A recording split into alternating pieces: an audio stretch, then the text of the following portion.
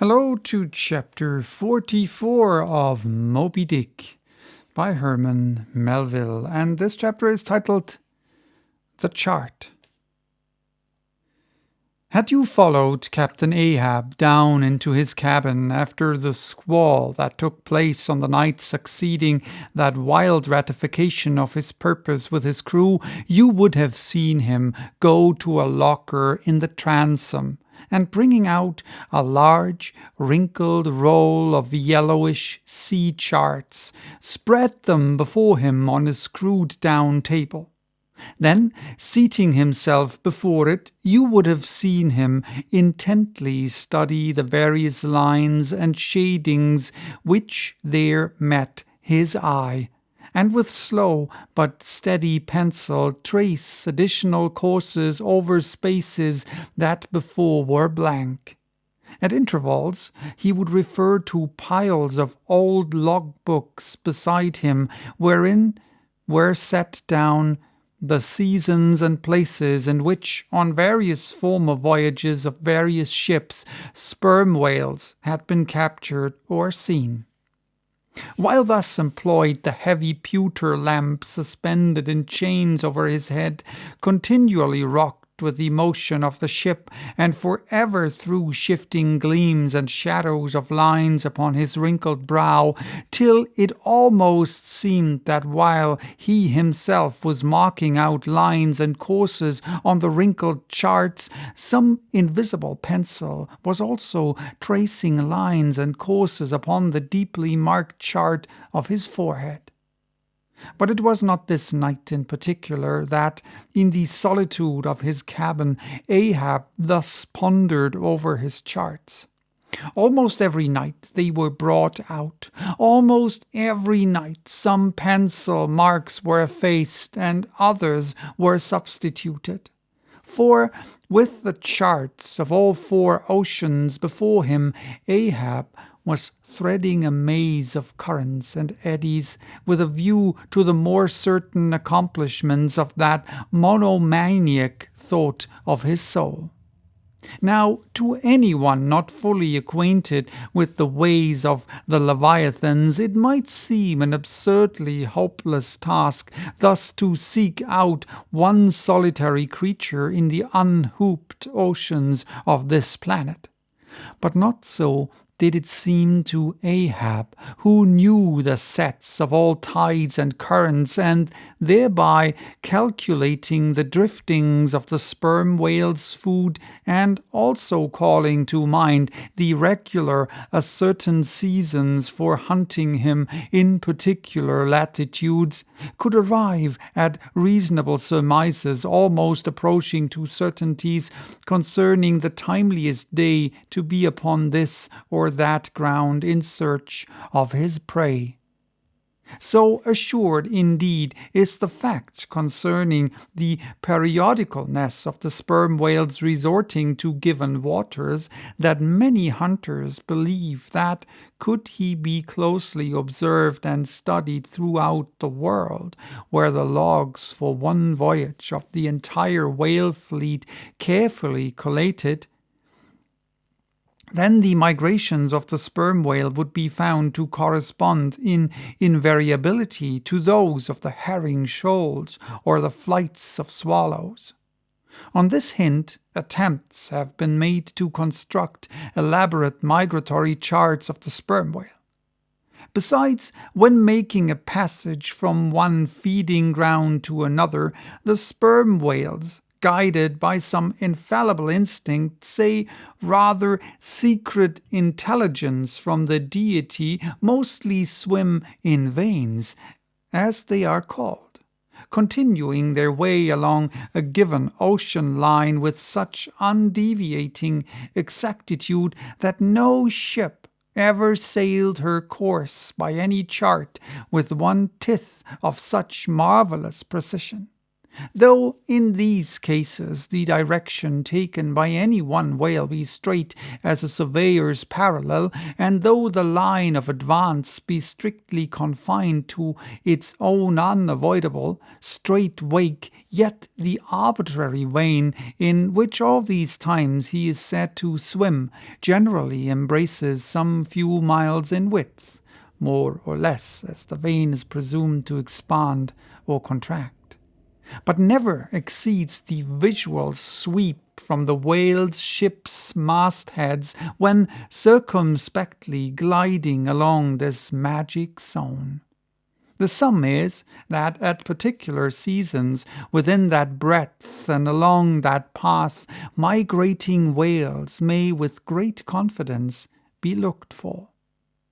And hence not only at substantiated times upon well-known separate feeding grounds could Ahab hope to encounter his prey, but in crossing the widest expanses of water between those grounds he could, by his art, so place and time himself on his way as ever then not to be wholly without prospect of a meeting.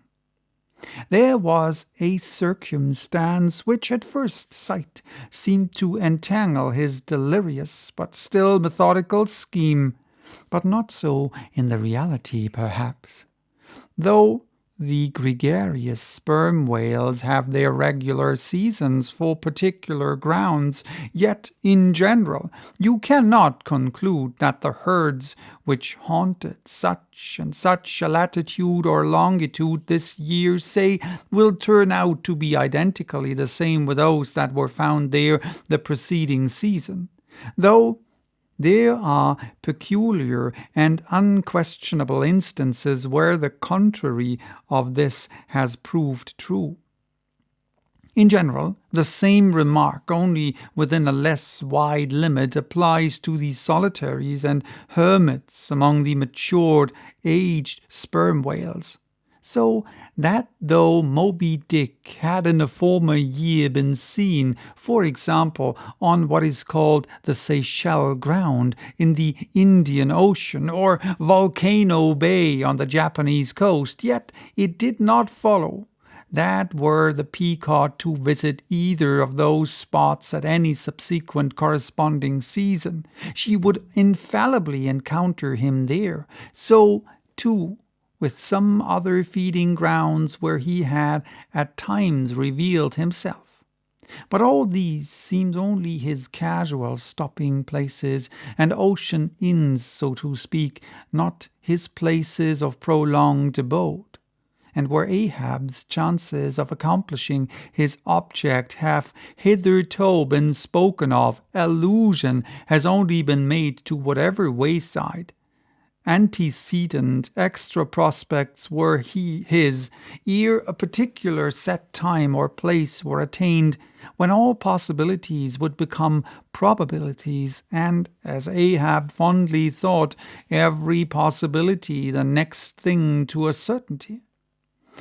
That particular set time and place were conjoined in the one technical phrase, the season on the line.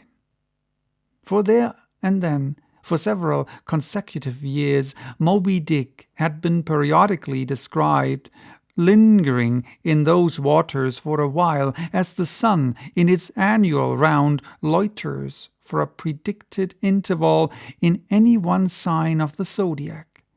There it was, too, that most of the deadly encounters with the white whale had taken place. There the waves were storied with his deeds. There also was that tragic spot where the monomaniac old man had found the awful motive to his vengeance. But in the cautious comprehensiveness and unloitering vigilance with which Ahab threw his brooding soul into his unfaltering hunt, he would not permit himself to rest all his hopes upon the one crowning fact above mentioned, however flattering it might be to those hopes, nor in the sleeplessness of his vow could he so tranquilize his unique heart as to postpone all intervening quests. Now the Pequod had sailed from Nantucket at the very beginning of the season on the line. No possible endeavor then could enable her commander to make the great passage southwards, double Cape Horn, and then running down 60 degrees of latitude arrive in the equatorial Pacific in time to cruise there. Therefore, he must wait for the next ensuing season. Yet the premature hour of the Pequod's sailing had, perhaps, been correctly selected by Ahab, with a view to his very complexion of things, because an interval of 365 days and nights was before him, an interval which, instead of impatiently enduring ashore, he would spend in a miscellaneous hunt, if by chance the white whale, spending his vacation in seas far remote from his periodical feeding grounds, should turn up his wrinkled brow off the Persian Gulf, or in the Bengal Bay, or China seas, or in any other waters haunted by his race. So that monsoons, pampas, nor'westers, harmattans, trades, any wind but the Levanter and Simoon might blow Moby Dick into the devious zigzag world cycle of the Pequod's circumnavigating wake. But granting all this, yet, regarded discreetly and coolly, seems it not but a mad idea, this, that in the broad boundless ocean one solitary whale, even if encountered, should be thought capable of individual recognition from his hunter, even as a white-bearded mufti in the thronged thoroughfares of Constantinople?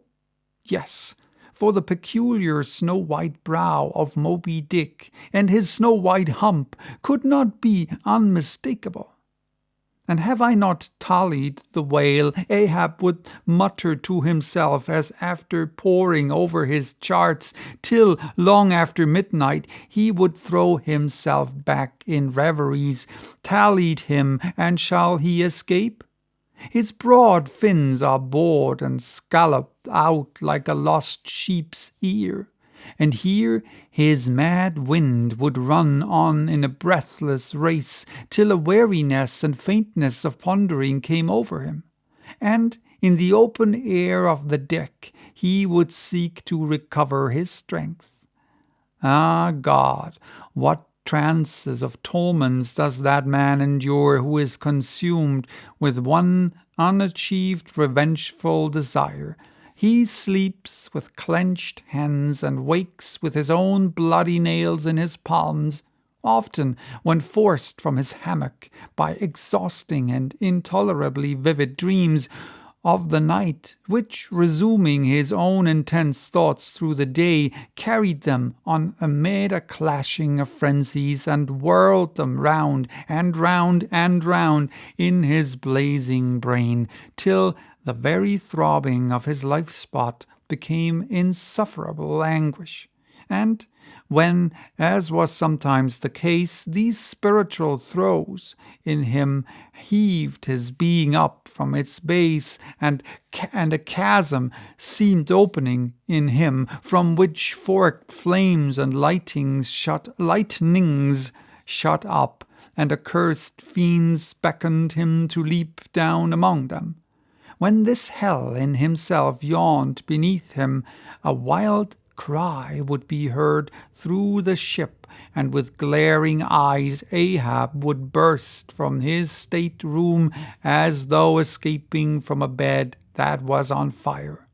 Yet these, perhaps, instead of being the unsuppressible symptoms of some latent weakness or fright at his own resolve, were but the plainest tokens of its intensity.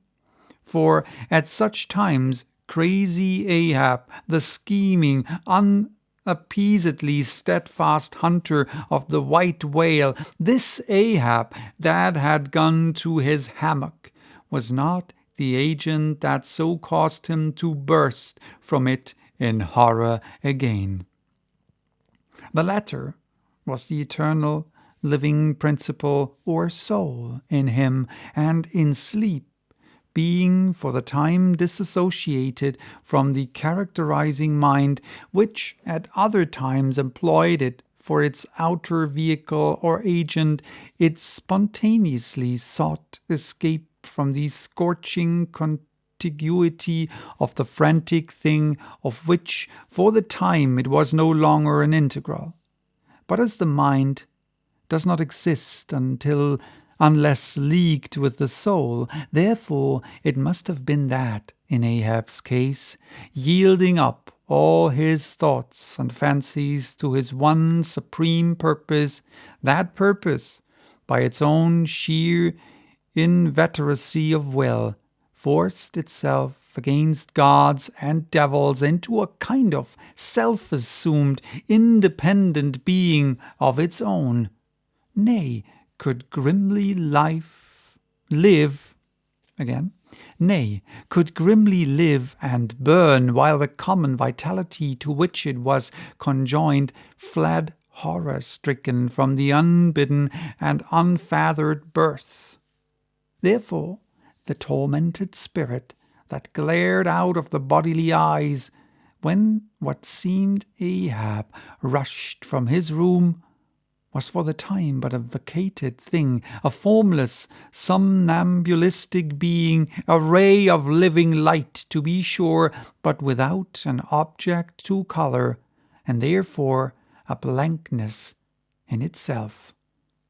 God help thee, old man, thy thoughts have created a creature in thee, and he whose intense thinking thus makes him a Prometheus, a vulture, feeds upon that heart forever.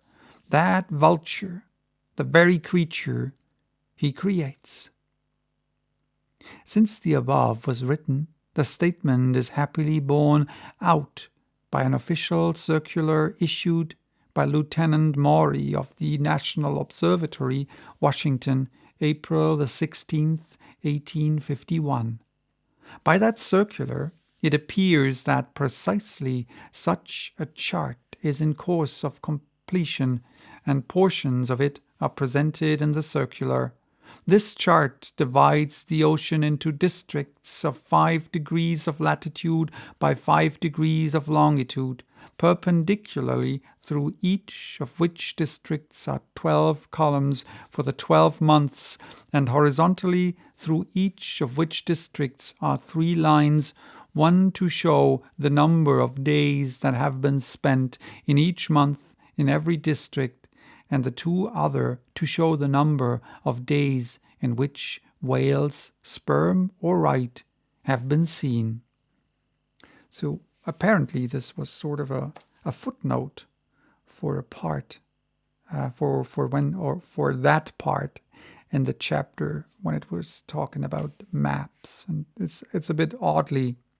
formatted, so I didn't see that right away. I hope it made sense. So bye-bye. This was chapter 44. Bye-bye till next time with chapter 45, titled The Affidavit.